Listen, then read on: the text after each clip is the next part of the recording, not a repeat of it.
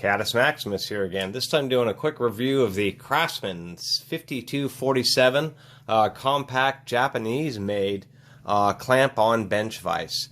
This style vise has been made by apparently the same Japanese company, and I haven't been able to figure out who, for many decades. These have been around for a long time. Brinks and Cotton had the same style branded under their name, as well as a few other brands. But they're always real distinctive because they were these pretty heavy, at least 5-pound cast iron vises. There are styles of these that are actually even nicer with replaceable jaws, but these were always the pretty nice ones. And in doing my research, it seems that some of the most popular ones were these Sears Craftsman. You always knew they were made in Japan because they, under the clamp, they have that stamped in there. We'll go ahead and show you. The screws are really have worked out well, very nice and smooth and reliable, but they just say made in Japan. They actually have a couple countersunk screw holes, so you can actually just screw it permanently onto a bench. The other distinctive property was these two round posts, and there are some styles where the posts are horizontal. These are vertical, and I've had pretty good luck with this style. We have jaws that are 3 inches wide, and they open up. You get about 2 1/4 inches of throat where the screw is right at the end of where it's threaded. Plus, you have a nice little flat spot in the back and a slight V groove, kind of like an anvil. Although this is a cast iron or more likely cast steel vise, it's held up pretty well, but I wouldn't do too much beating or super heavy duty work. What is nice about these vises is that you have nice smooth jaws. They're great for smaller, more precision work. And what's nice about being a clamp-on is you can have them moved around and use them in various situations where it's not always convenient to use a larger vise that's permanently clamped to the corner of a table. This you can actually take around with you, and they're great for hobbyists, and anytime you're doing smaller work, it's a little bit funky when you're using huge vise. And I should measure the clearance here. The minimum is about 1 inch. The maximum here, if I can get this correct, why I need to de-rust this Miller's follows rule, is about 2 inches. So you can clamp that on to 2x4s and other standard dimensional materials, which is pretty nice. 2 inches is quite a bit of clearance, and it's nice to be able to screw it back in. What is also nice about this vise, if we open it up, it is actually designed to run at the maximum capacity of the screw thread. So as I thread it out here, it does run very smoothly. Those posts do work well. When you clamp it down, it does cockeye just a little bit, and that happens with all vices, and you have to put just a little bit of force to get it to release. The one thing I would change on them, and I'm going to do that here, is if we look, we can see they use a snap ring. That's what holds the vise jaw out and releases that tension when you have something clamped into it. And it would be nice to have a little washer behind there, so I'm going to pull that off eventually and put a washer on it. They also have a little round stock holder, as you can see, some tooth, and they run flat to the vise jaws, so if you put in taller material, it does hold it pretty well. Now we'll see if you can see in there. You can barely see in there. Let me get a flashlight here. Here we go, we got a flashlight. Now you can see in there, that screw is right at the bottom of the thread holes, but you can see that the rods still extend a good 5/16 pass, so it really is designed to run at its full 2 1/4 inch capacity. Now, in closer look at it, you can see the sanding where they sanded off all the flashing, and it's hard to tell. That is pretty thick. This may be forged, but what makes me kind of think it's cast is if we look at some of the flashing, say down here, it's real thin. And so thin flashing. Flashing is when you have 2 pieces of a mold, and when you put them together, there's always a little gap. When you're casting things like steel, then they're sand molds, and so they're going to have a bit of a gap, but it's still going to be pretty tight. And so when you cast, you have this little line, which is the little area with some of the metal squeeze between the 2 halves of the molds.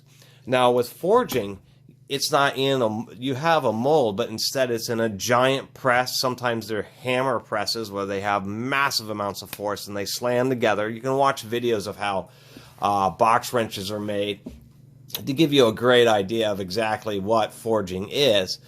Instead, you're taking a red hot piece of metal and squishing it, smashing it together. And in between the 2 halves of the dies, they don't come all the way together. they end up having quite a bit of gap as they smash it into its shape. And the reason that's done is it forces all the metal crystals to kind of align themselves in the direction of the final shaped object, giving it more strength. Anyway, that forging process leaves the flashing, where it's pretty thin on casting, ends up being really wide and ugly, and so they have to do more sanding. Aside from that point, they do have nice chrome-plated screws, so I do appreciate that. It does have a little ding in there. It's not the heaviest duty vise, but one real nice aspect, this is a Miller's Falls machinist rule, so it's pretty darn straight. And we can see that they did do a very good job in making sure those vise jaws are real flat. And that's what makes this handy, and is you're aware of that. And when you want something to be clamped very squarely, this is a great vise to do it in. If you're pushing in little bearings or trying to flatten stuff out, this thing has been real handy. Versus, I have a large Sombre and Muse vise, but it's terrible for trying to straighten out things because the jaws, kind of get beat up, and that's the way they get on large vices. And then the heavy texturing just damages and mars up what you're trying to deal with. So that's what's handy about having a vise that has ground smooth and flat jaws, is they do a lot of activities that larger or coarse jaw vices just really aren't as good at. And this two vertical pin design, the jaws really do move highly parallel to each other. I'll go and clamp up this ruler just to demonstrate that. Let me get all these screws threaded back in here. Screws really do run smoothly, and the chrome plating, after repeated uses, I put oil on these, but the chrome plating isn't peeling off. It will eventually wear. But what's nice to see is that it isn't just immediately falling off or flaking off, as would be evidence on much cheaper products. But of course, we'd expect something pretty decent out of a Japanese-made vise. And I'm not going to clamp this up super hard. This is just to demonstrate that the jaws really do move highly in parallel. If we take this flashlight here and shine it up through the back of this, we can see, I have a couple little dings, but you can see those vise jaws are actually mighty straight. There's almost no light getting in through there. And it's actually hard to find a vise that will do that, that will meet those kind of performance standards. And having highly parallel jaws in a situation like this isn't a machinist vise, this is not a Kurt vise or a precision vise, which are a different nature of vices. Machine shop vices, I should say. Those really move in parallel. But this is actually pretty good for a Casteel little clamp-on bench vise. And really, it's one of the better ones out there. There are some nice ones, but this is probably going to be the most common style that you'll see. And it's real easy just to see that it's made in Japan, and they have this distinctive round rods. Surprisingly enough, this one was used, and I got it for 20 bucks, and people ask for a lot of money for these little things used. It's really surprising. And I mentioned I'm going to list this as the CraftsMan, even though it doesn't have CraftsMan on it. There's a little area where you can see they would have logos, but this doesn't have any branding on it, which is surprising besides where it was made. But the CraftsMan seemed to be the most popular, so that's why I did list this video under the CraftsMan 5247. But if you are looking for one of these, I would stay away from many of the cheaper units because they just don't work well. They have a lot of flop in the jaw, where something like this, if we try to wobble it back and forth or up and down, there's a little bit of up and down, but it's designed to run parallel with the tension forcing downwards, as would happen when you have something in the jaws. So that's what's nice about this, is they pre-compensated for that. And you do need to have some play so the vise jaw can go in and out pretty smoothly and not really bind up.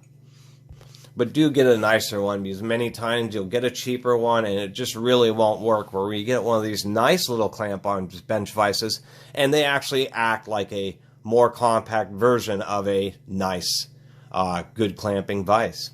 Anyway, that's the end of the review and overview of this particular style of clamp-on bench vices. I really appreciate everybody watching and subscribing, and if you haven't subscribed, please do subscribe to the Catus Maximus channel. Until next time, Catus Maximus out.